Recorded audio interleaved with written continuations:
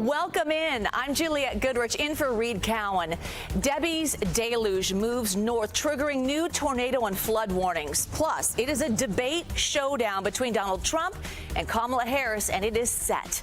This is CBS News 24/7. Let's go.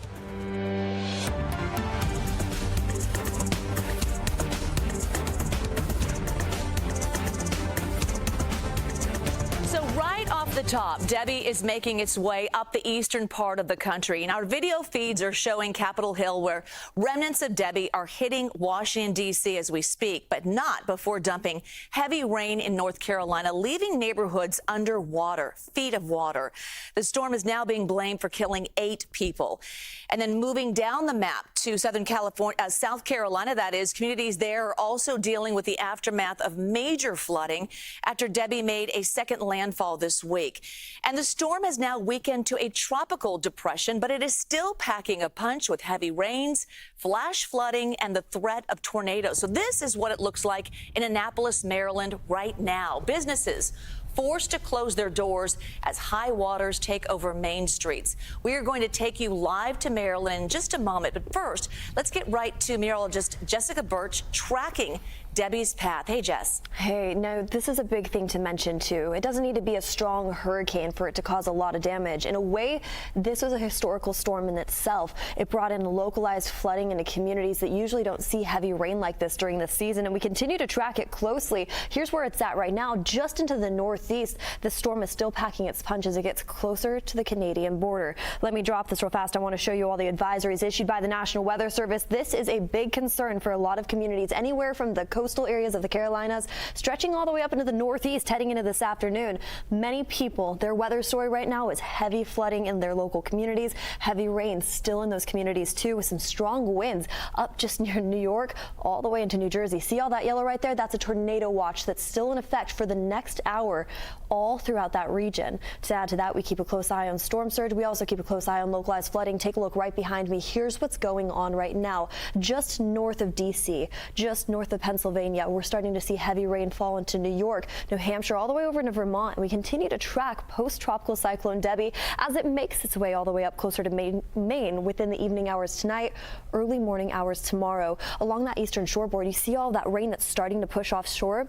That's the big reason why we're still dealing with localized flooding all the way down south into the Carolinas, despite the fact that the center of the storm, moving around 35 miles per hour, is still well north of us. Areas like New York only receiving about a half an inch of rain. However, they're under a severe weather outlook, an enhanced risk into the evening hours tonight, meaning that tornado threat poses a threat anywhere from Albany all the way down into the Jersey shoreline. And then we're also keeping a close eye on damaging winds too in that region. Jules, there's a lot going on from the storm. And like I mentioned at the beginning, it doesn't need to be a huge hurricane to still cause a lot of damage throughout the states. Yeah, it's widespread. So let's take us all there right now. CBS News Baltimore reporter Caroline Forbach, she continues our coverage live in Annapolis right now. Oh my goodness, you are smack dab in the middle of a roadway there and a couple of, well, canoers, I guess, behind you. Thanks for joining us. Yeah, Juliette, thank you. These are my friends, John and Will here. They've been kayaking around downtown, which you can only do when it floods like it has today. So this is actually a parking lot, believe it or not, but right now it's a river. This is Dock Street. This is the historic city dock of downtown Annapolis and one of the most flood-prone areas, I'd say probably in the county. So overnight into this morning, we saw water levels reach about 4 feet above normal because of the remnants of that tropical depression. High tide was 9 o'clock this morning. That's when we saw the worst of it. And it has receded a little bit, but not as much as we'd like to because the wind keeps pushing these waters inland. Now, the big problem is these businesses. They've taken on a lot of water, which could cause a lot of damage. I want to show you this Storm Brothers ice cream factory here because they have a contraption that really has worked to protect them from a lot of water damage.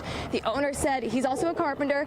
He built this little flood barrier and then put weather stripping on it, and they really don't have a lot of water in there at all. And that's good because the last time we saw flooding like this was January of this year, and they lost thousands of dollars of equipment because the floodwaters came in there, and I think it knocked out their refrigerator, so they've had to deal with a lot of damage. And that's the story for a lot of these businesses that are here on Dock Street.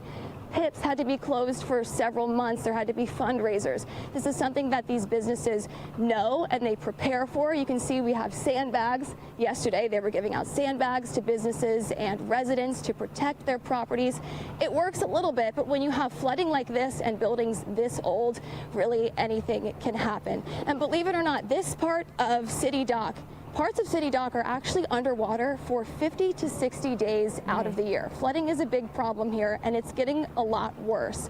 So the city of Annapolis, they have projects in the works to try to raise this area up, put flood barriers in, but it's going to take a lot of time. And it's an old city. I mean, this was built in the 1600s. It wasn't even really built for cars. So it's a big engineering feat, and there's a lot of back and forth about it. But every time it floods like this, I think people are like, yeah, we really do need to do something about it, because these business owners can't keep losing so much money. They have to close for so long.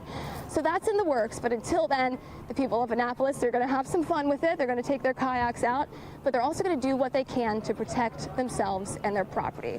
But for now, I'm going to send it back to you, Juliet. Yeah, no kidding. I mean, it is serious business, but I can't help but notice, Caroline, that those guys are having a fun time. They better not be Annapolis kids, or else they're going to have to get going on some push-ups later on, don't you think? Naval Academy graduates there, maybe on the... I think so, you know. You know what? I'm glad you brought that up, because this is actually Parents' Weekend for the Naval Academy. So imagine coming to see your kid in college and everything's underwater. Yeah, so, they can't get ice cream, traffic, and they can't... everything's kind of a mess down here, but we're having fun. I know, and I also spotted that duck cruising around too. Lots going on, but I appreciate you being smack dab in the middle of it. Thank you so much, Caroline. We'll check back with you. Appreciate it. All right. Happening right now in Ohio, nearly 200,000 people are without power days after storms swept through the region. So this map shows the areas impacted. You can see thousands of people living in Cleveland, and they can't turn the lights on right now. So crews are working to repair down lines and transformers, but the utility company says it could be days until that power is fully restored. All right, let's go on to politics now. Former President Donald Trump heading to Montana, where tonight he's going to hold a rally with supporters in Bozeman. It is his first public rally since his opponent, Vice President Kamala Harris, announced her running mate. So CBS News campaign reporter Jake Rosen joining us live in Bozeman, a reliable red state, clearly. Jake, thanks so much for joining us. I feel like you're taking us to Montana right now with that backdrop, but I do believe this rally is inside, correct? It'll be inside tonight, right? Yes, Donald Trump has not yet had an outside rally, though we did see Vice President Harris have one earlier this week. All right. So what is the mood there? I mean, obviously, he's got his fan base. Do you expect a large crowd tonight? Absolutely. This is the first time he's come here this campaign cycle. Obviously a ruby red state. He has won by 15 plus points both times he's ran for president. Now, the big thing to remember, though, is that there's a very contentious Senate race in November here between Democrat Jon Tester and Tim Sheehy, a Republican that has not quite had the fundraising numbers he needs, but the race is very, very close.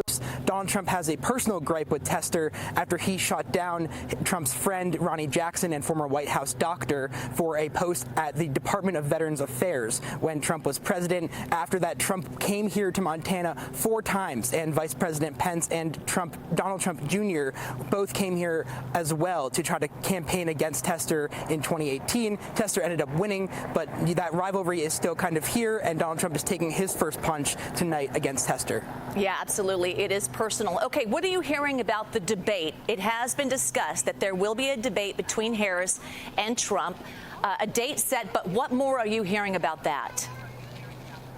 So the Trump campaign said for months before Joe Biden committed to any debate that they would debate anywhere, any place, any time. Now, that obviously has changed after the debates were originally settled, after the first debate when Biden stepped down off the top of the ticket. Then the Trump campaign has kind of shifted their calculus. The former president himself said he didn't even know if he wanted to debate her because she's not smart enough. He's also cast doubt on when anything would happen, as just last week he threw out that he did not want to do the ABC debate and wanted to do something with Fox a couple days days before. Now, obviously yesterday, as things have changed so quickly with this story, Trump said he would commit to doing the ABC debate, a Fox debate, and a debate after with NBC. However, the Kamala Harris campaign has not committed to doing either the NBC or the Fox debate. So right now it's September 10th between the two of them, and we'll see kind of how things unfold either before or after that in terms of adding anything between the two people at the top of the ticket.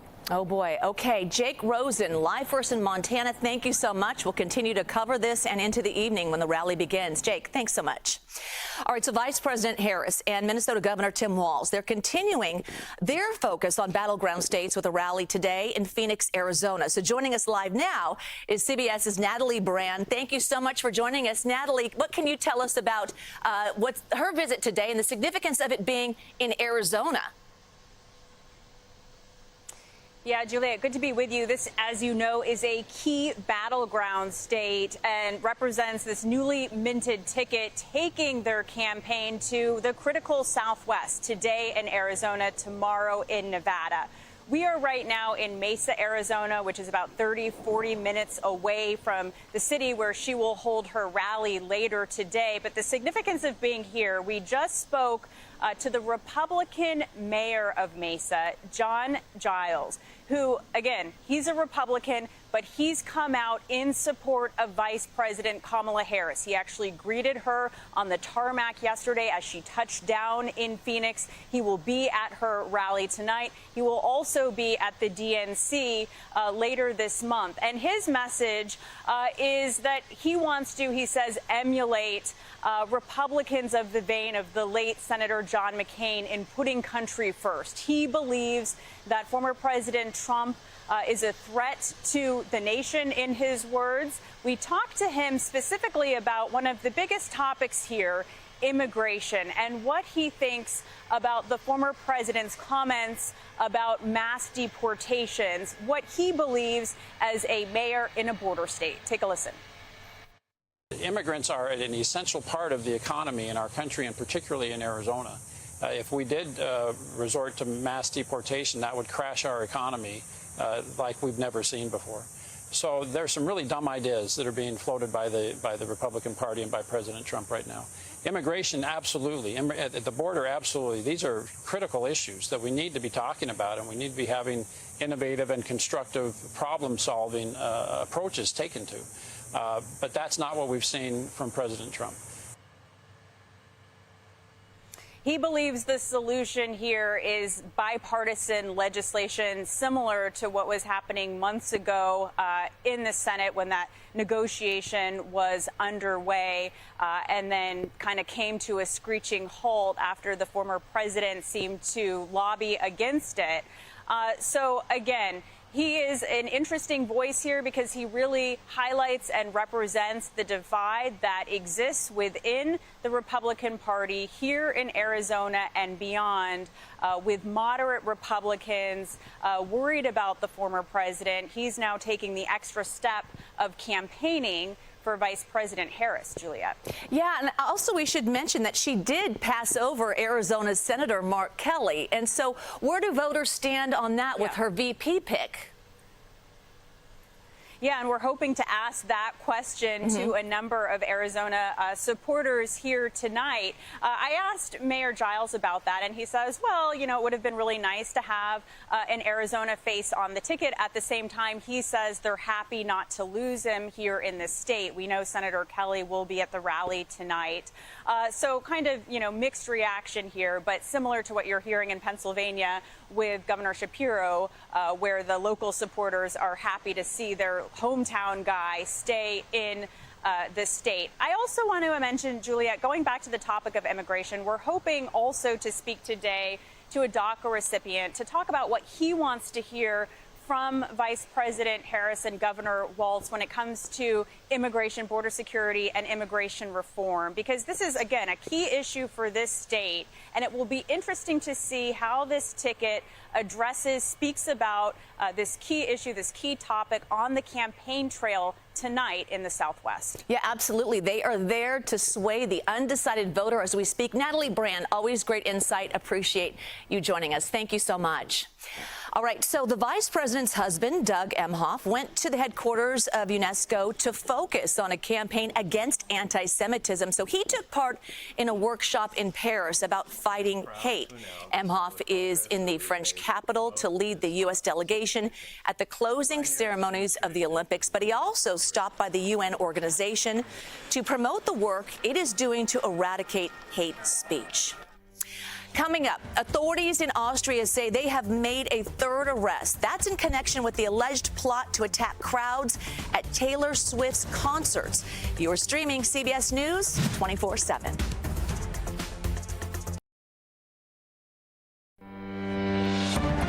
Authorities in Austria say they have made a third arrest in connection with an alleged plot to attack crowds at Taylor Swift concerts. The country's interior minister says the third suspect is 18 years old and was arrested last night. That's in addition to a 19-year-old described as the main suspect, as well as a 17-year-old. Authorities say that, like the main suspect, the new person in custody had pledged an oath of allegiance to the Islamic State group. And they say the main suspect planned to attack onlookers outside a stadium with knives or homemade bombs. All three concerts in Vienna are now canceled.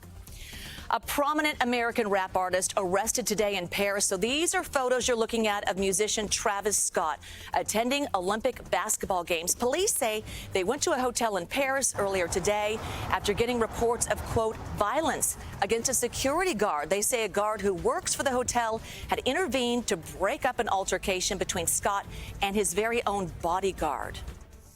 Thursday in the Olympics, we saw some amazing things like Noah Lyles winning the bronze medal in the men's 200 meters and then revealing after the race that he'd been diagnosed with COVID 2 days ago.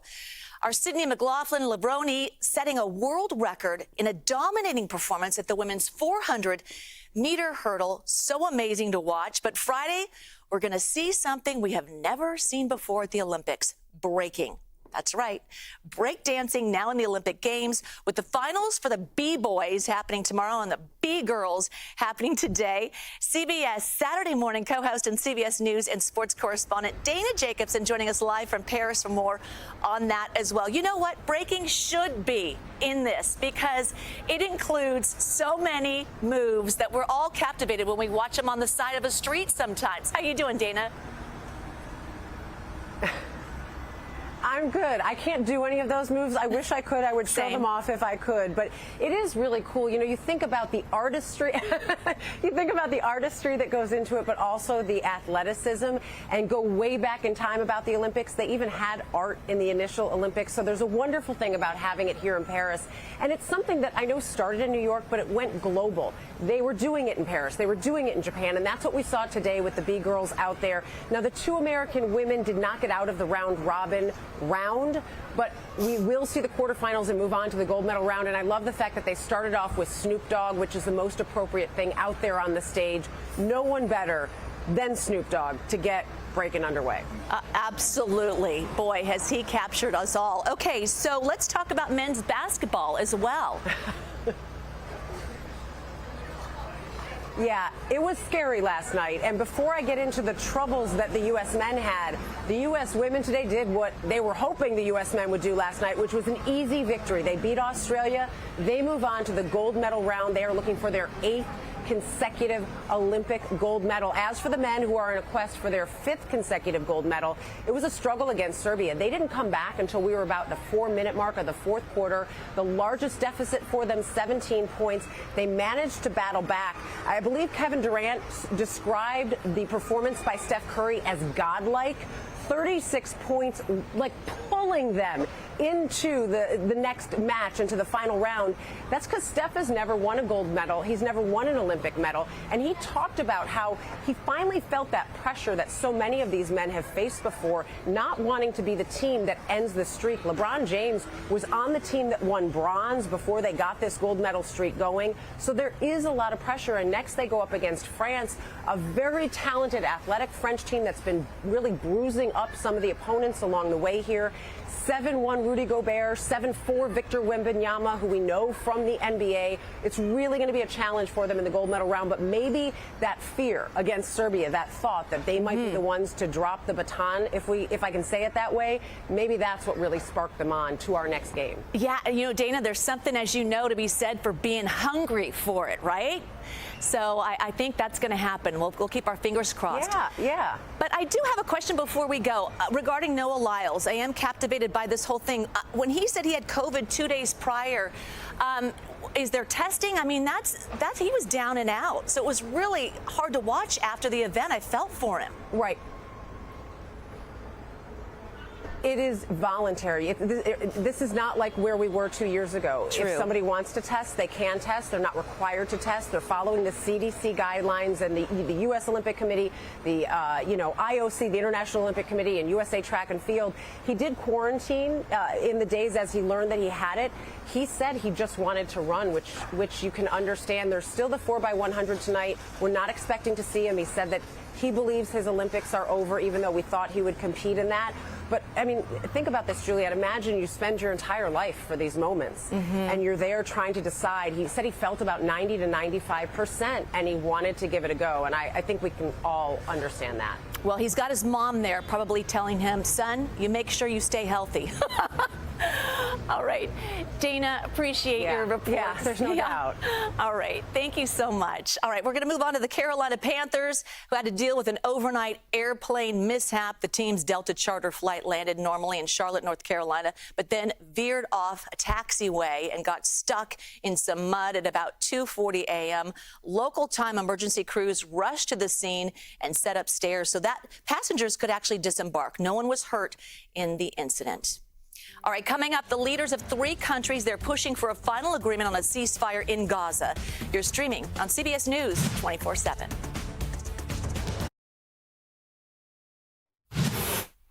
Scenes of destruction in eastern Ukraine after a missile slams into a shopping mall. Ukrainian officials say the missile was launched from a Russian plane. It hit a busy mall in the middle of the day, killing at least 14 people and injuring 44. The mall where this happened is a residential area in the Donetsk region of Ukraine. You can see there just all of the damage there, thick black smoke. This is the major strike on the town in almost a year, with a targeted attack on a crowded place there. Look at that, just the destruction that happened once again in that area. It's a shopping center.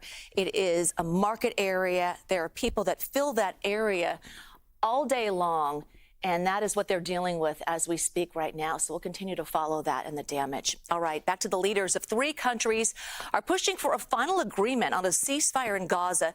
The U.S., Egypt, and Qatar, they put out a joint statement urging Hamas and Israel to resume negotiations. So next week, CBS News foreign correspondent Rami Annunziato has more on these latest developments. Juliette, hi, and that call for urgent talks for potentially a final ceasefire between Israel and Hamas coming from the President of the United States, the Emir of Qatar, and the President of Egypt, potentially representing hope that a ceasefire deal can finally happen after 10 months, more than 10 months of war, but also representing the hope and the frustration that a ceasefire still has not happened yet. Now, in a joint statement, these 3 countries, the U.S., Qatar, and Egypt, invited Israel and Hamas, the warring parties, to either Doha or Qatar for these talks on August 15th, so 6 days from now. And they said in a statement to close all remaining gaps and to commence implementation of the deal without further delay. Now, we have heard from Israel's Prime Minister's office that they have agreed to this date. However, there has not yet been a reply from Hamas. But this comes just a day after the White House signaled that a ceasefire deal was close. There had been some surprise that that statement came out, but this is potential movement toward that just 6 days from now. Meanwhile, today, the Israel Defense Forces has again struck the city and the area of Khan Yunis. Khan Yunis is the second biggest city in the Gaza Strip, and they say that the IDF has gotten intelligence that militants were operating in the area. They also said that militant infrastructure was also spotted in the area. The IDF said that they attacked more than 30 targets and that several were killed. But this comes just a day after the IDF also called for an evacuation of the Khan Yunis area. We did see many people, many Palestinians, flee towards the Gaza coast, towards the area of the Al-Mawasi humanitarian refugee camp. Juliette. Ramey, thank you. All right, let's take us back here to the United States now. Check a look at our video feeds. They take us to California, where a wildfire in El Dorado County has scorched more than 1,700 acres since it broke out on Tuesday. CAL FIRE says the Crozier fire is still just 5% contained. So mandatory evacuation orders are in effect for half a dozen communities in the path of the flames.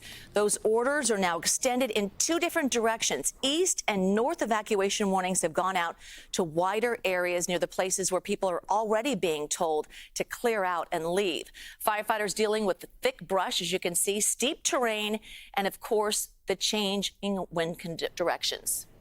Nighttime comes, everything cools off, the winds shift direction after midnight, in the wee hours of the morning, starts drifting back down. So what could be the hot flank in the day becomes the cold flank, and it reverses. Now the heel is now the head at night. So that does present challenges.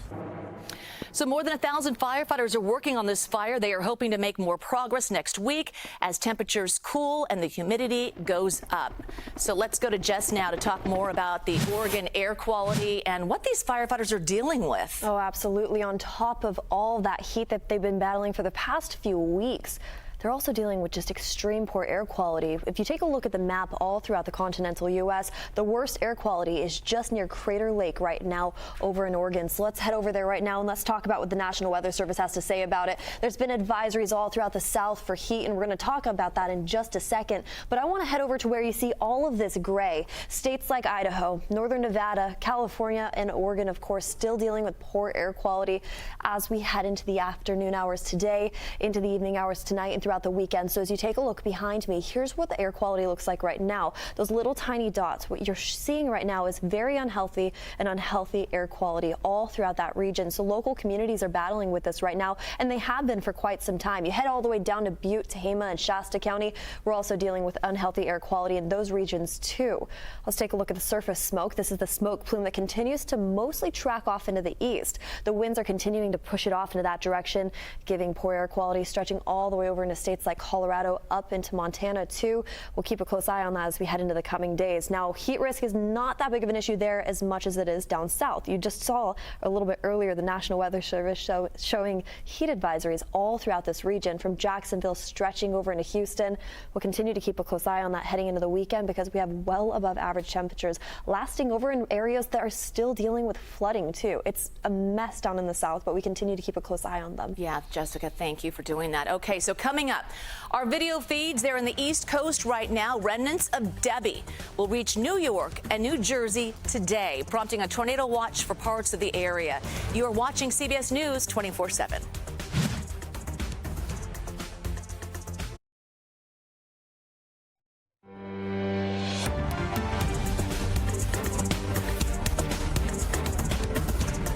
Video feeds are in the East Coast right now. Remnants of Debby will reach New York and New Jersey today, prompting a tornado watch for parts of the area. So the storm, as you can see right there, is expected to just bring gusty winds, high surf, as well as flood risks in places already saturated from this week's rain. Debby has now weakened to a tropical depression, but it is still packing a punch with flash flooding and the threat of tornadoes. The storm has left a trail of damage in the Carolinas and has killed 8 people so far. So joining us now with CBS News' Jared Eggleston with more. And Jared, thanks for joining us. You've got your firsthand view. You got your cell phone ready to give us a tour. And I know it is humid there. So thank you for being with us. Absolutely, Juliet. It is humid here, and it feels like a regular August day here in the south. We've got the sun coming, and the clouds are starting to clear, but the flood threat is still here. As you mentioned, you can see behind me the river is rushing, and I want to just take this over here and show you just how fast it's moving and just how dark it is. All that mud and debris is being swept up here, and now officials here, we are just outside of Raleigh, officials here are still worried about the flooding from Tropical Depression Debby, and that's because, not because of the rain, but because of the runoff from all of the standing water that is around here. It's going into rivers like this Crabtree River behind me here, and they're expecting that, or they're afraid that it could potentially flood homes and areas around it. What are you seeing in your immediate area? Are there trees down? Is it hard to just drive around and try to show us and do your job in itself because of all of the damage? I will say we were about an hour outside of Raleigh where a tornado hit overnight on Wednesday. That area was very hard to get around. And further south of here towards Fayetteville, that's another suburb of this Raleigh area, that had a lot of flooding and even some water rescues yesterday. I will say here closer to Raleigh, we're near the airport if you're familiar with the area. It's not as bad, but I will say this little trail that is here behind me that I walked to get over to this river is covered in water and also some tree limbs. And actually, while we were standing here before we went on with you, there was actually some works people coming through with the bulldozer to try to get some of these branches and things out of this walkway. Oh, wow. Thank you so much for taking us there and for braving the humidity. Go find some shade. All right. Appreciate you. Thank you so much. All right. Let's go now to Jessica for all of the conditions. Debbie, certainly is not over yet. Oh, I know. From the state of Florida all the way up to Maine, this storm is packing its punch. And we start off actually with the advisories right below me. I want to show you what's going on. The National Weather Service has issued flood watches and advisories all along that eastern shoreline. All that yellow you see right there close to New York, all the way over into D.C. Tornado threats still in effect right now. That's a tornado watch that we're keeping a very close eye on. Now, here's what's happening right now. On top of damaging winds, right behind me, you see the battling that storm that's still battling areas like Pennsylvania all the way up into New York, now getting close to the Canadian border. As we head into the next few hours, we're going to continue to watch this dump heavy rain into communities all the way up into New Hampshire, Vermont, and Maine. This is a Friday evening storm for many of them up there as we are gearing up for that to slowly move off that shoreline. Notice that band of rain right here, though. That's the other big concern. Just because the center of the storm is now to the north of us, up in the northeast, that's not to say that we're not still dealing with flooding potential all the way down into communities like Wilmington, receiving over 5 inches of rain in local communities along the outer bands there. We're also expecting a very similar trend up into Syracuse just within the next 24 hours. Look at New York, though. New York's getting spared just a little bit, close to around 1/4 of an inch of rain there, but there's a different threat when it comes to weather in that region. An enhanced risk for severe weather, so a chance of thunderstorm activity potential there, as well as a tornado threat heading into the next few hours. And this stretches anywhere from Albany all the way down to New Jersey. We keep a close eye on those damaging winds. We keep a close eye on tornado threats all throughout that region. But here's the good news. Heading into this weekend, that storm moves away, and everybody on the eastern shoreboard could just finally take a breath of fresh air, assess the damage, and we're going to keep a close eye on that afterwards. Yeah, we need that good news. All right, Jessica, thank you. Turning to politics now, Vice President Kamala Harris and Minnesota Governor Tim Walz, they are continuing their focus on battleground states with a rally today in Phoenix, Arizona. CBS News immigration and political reporter Camilo Montoya Galvez is live in Arizona. Thanks for joining us. What can we expect from this campaign today? Hi, Juliet, from the battleground state of Arizona. Vice President Harris is coming here to try to galvanize Democrats in this crucial purple state in the Sun Belt that could help her win in November. It is important to underscore that the vice president is expected to address issues like the economy and abortion access, but also immigration. The economy is always a top issue in every campaign, and of course, it is no exception this year. Abortion access, as you know, Juliet, has become this powerful political issue for Democrats ever since the Supreme Court overturned Roe v. Wade in 2022. And Democrats believe that Vice President Harris can play a major role in galvanizing women and other young voters around this issue of abortion access, because it is also front and center here in the state of Arizona. Arizona voters are set to vote on an amendment in the ballot measure in November that would also enshrine abortion access here, and that Democrats believe could help the Harris campaign win over even more voters than they were anticipating to. I also mentioned immigration, and that may be surprising because, after all, immigration has been one of the worst polling issues for the Harris-Biden campaign. And, of course, former President Donald Trump and Republicans have sought to blame her for the crisis along the U.S.-Mexico border. But Vice President Harris, Juliet, is trying to flip the script on this issue, if you will, by accusing Republicans and former President Trump of playing political games on immigration by scuttling and rejecting that bipartisan border security agreement that would have made tougher reforms along the U.S.-Mexico border. That agreement collapsed in the Senate despite some Democratic and Republican support after former President Donald Trump came out against it. All right, let's talk about Texas now. Governor Greg Abbott ordered hospitals in the state to ask patients about their immigration status. So what is behind the executive order there? That's right, Juliet. Starting in November, under this executive order by Governor Greg Abbott of Texas, states' hospitals, public state hospitals, will start asking patients about their immigration status and will be required to compile data on emergency visits and discharges by immigrants who are in the country illegally, and also to calculate the costs associated with providing health care to these immigrants. This is an effort, Abbott says, to try to get some sort of reimbursement from the federal government on these costs of medical assistance to migrants coming to the U.S.-Mexico border, because he's saying that the state, Juliet, is shouldering a disproportionate economic burden in terms of providing health care to these immigrants. But the concern among some advocates that I spoke to, Juliet, is that while this will not on paper deny health care to anyone based on their immigration status, it could still send a chilling effect among immigrant communities and discourage immigrants, whether they're here legally or illegally, from accessing critical medical care because they could be concerned about immigration legal repercussions. Absolutely. All right. Well, all eyes tonight on Arizona. Thank you so much for being with us today. Let's go on to former President Trump.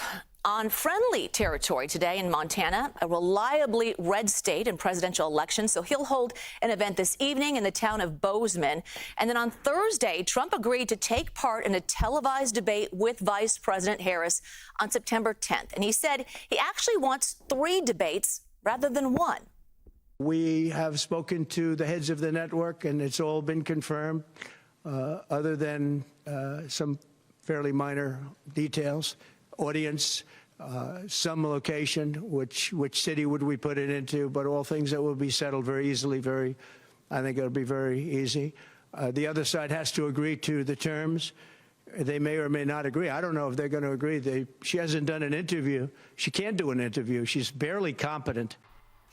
After Trump spoke yesterday in Florida, Harris confirmed that she will take part in the previously scheduled debate in September. We're also getting some new video from the site of the attempted assassination of former President Trump. So body cam footage shows the actual moment when police in Pennsylvania confronted the gunman just last month, just before he opened fire. That body cam right there, it shows an officer, look at that, signaling, you can hear him, for a boost so he can check out the roof where the gunman was positioned. So they're there checking it out. The officer grabs onto the ledge and then hanging on for about 2 seconds before he then drops and takes off running. All right, so moments later, he's back at his patrol car, and he's describing what he saw. There's the ledge. He turned around on me. He's straight up. A Secret Service sniper shot and killed the gunman seconds after he opened fire. That was after a bullet grazed Trump on his right ear. The shots fired at Trump also killed a man who was attending the rally on July 13th. And following last month's assassination attempt, federal officials are on alert for any threats of violence at the Democratic National Convention. The 4-day gathering, it starts 10 days from now in Chicago. A U.S. official who has seen the intelligence says Homeland Security and the FBI, quote, remain concerned about the potential for follow-up on or retaliatory acts of violence. And that same official cites online messages that have encouraged this as well. All right, coast to coast, streaming worldwide. You are watching CBS 24/7. We'll be back in a minute.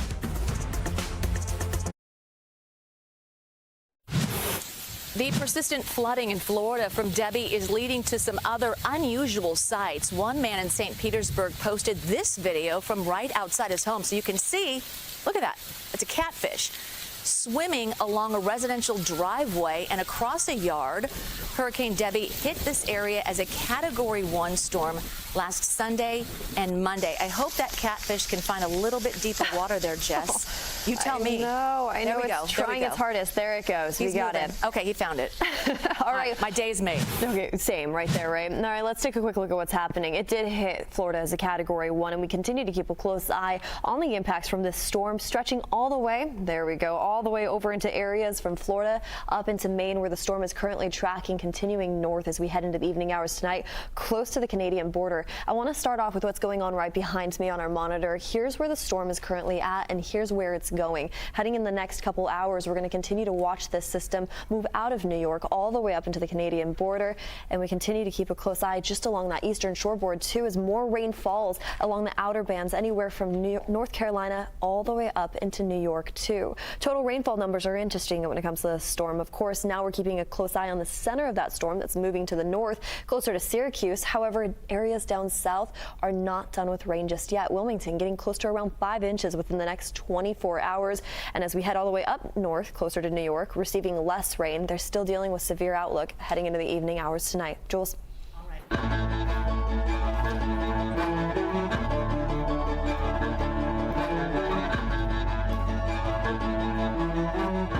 Northern California's Park Fire, now the state's 4th largest wildfire on record. Flames have scorched more than 660 square miles since it broke out last month in Butte County near the city of Chico. Hundreds of structures have been destroyed.